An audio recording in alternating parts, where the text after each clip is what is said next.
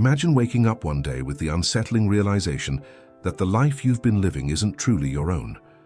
That every decision you've made, every belief you hold, and even the desires that drive you may not have originated from the deepest part of who you are, but rather from the expectations, conditioning, and unseen influences of the world around you.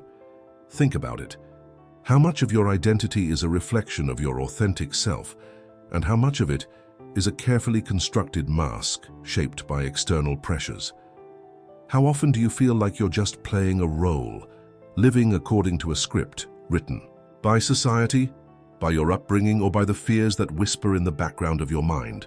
Today we embark on an exploration of one of Carl Jung's most profound insights, the idea that life doesn't truly begin until you find yourself. But what does it really mean to find yourself? Is it merely about gaining self-awareness, or is there a deeper, more transformative process at play? Stay with me, because as we uncover the hidden forces shaping your identity, you'll come to see why most people never truly find themselves, and more importantly, how you can break free.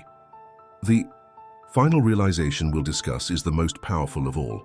It has the potential to shift not only how you see yourself, but also the very way you engage with the world. Carl Gustav Jung was a pioneer of depth psychology, a thinker who ventured beyond traditional theories of the mind to explore the vast, hidden realms of the unconscious.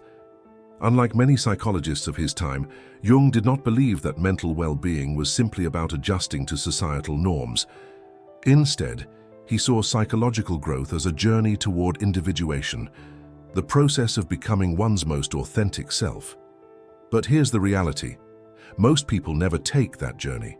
They remain trapped within a version of themselves that has been shaped by external influences. They live according to expectations, never questioning whether the life they lead is truly aligned with who they are. They seek validation from the outside world, believing that happiness comes from approval, success, or fitting in. Yet deep down, there is a quiet unrest, an unshakable sense that something is missing. Jung believed that true life begins when we stop running from ourselves. But before we can explore what it truly means to find yourself, we must first understand what prevents most people from ever doing so. From the moment we enter the world, we are conditioned. We are given names, identities, and predefined roles. We are taught what is acceptable and what is not, what is rewarded and what is punished.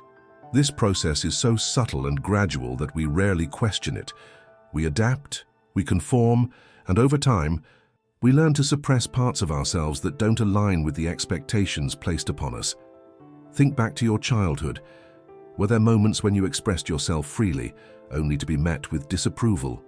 Perhaps you were told to be realistic, to stop being so sensitive, or that certain emotions and desires were inappropriate.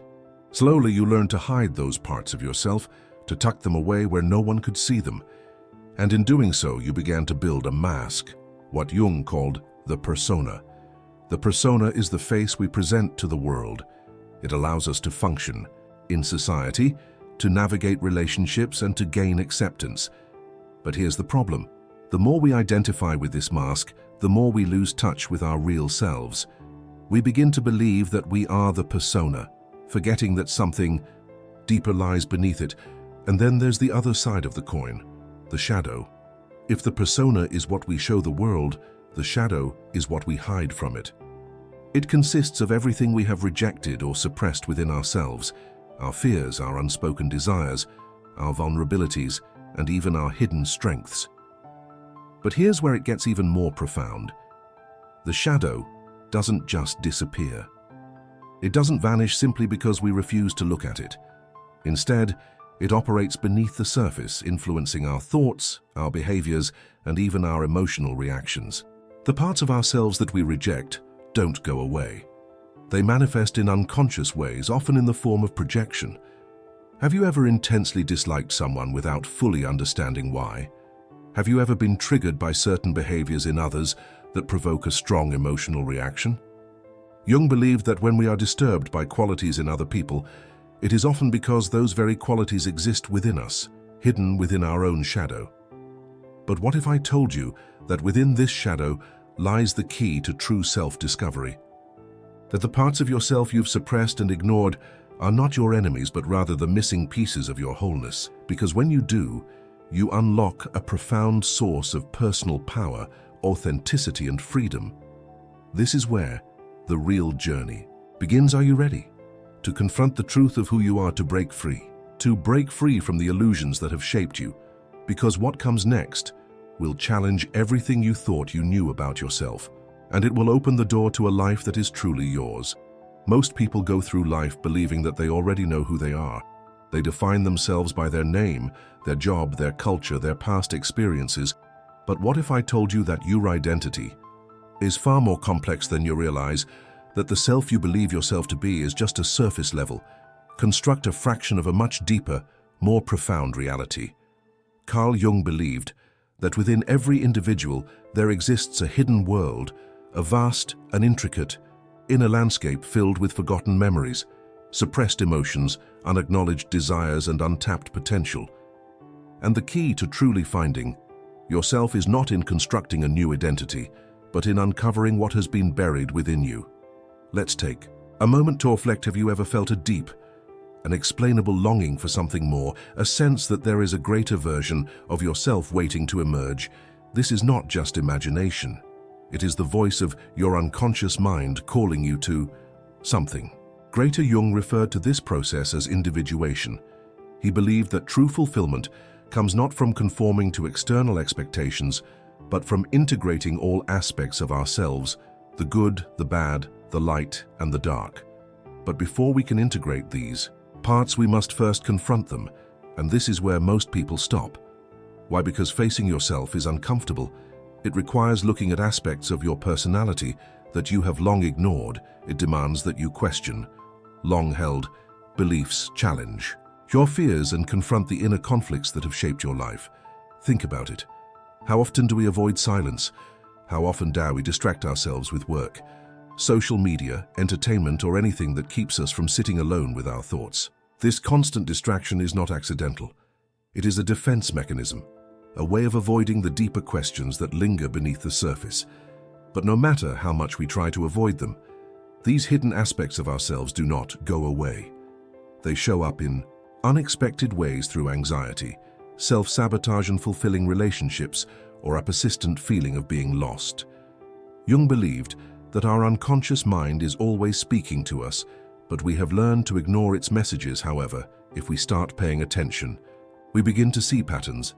We begin to notice how our deepest wounds influence our choices, how our suppressed desires shape our behaviors, and how the things we fear most often hold the greatest lessons. Let's consider a simple yet powerful example: fear of rejection. Many people go through life terrified of being judged or abandoned. They seek approval, avoid conflict, and suppress their true thoughts to maintain harmony. But where does this fear come from? Is it really about the opinions of others? Or does it stem from something deeper? Perhaps an old wound an experience from childhood, a moment when they felt unseen or unworthy. Jung would argue that this fear is not just an emotion. It is a shadow aspect of the self that has not been fully acknowledged.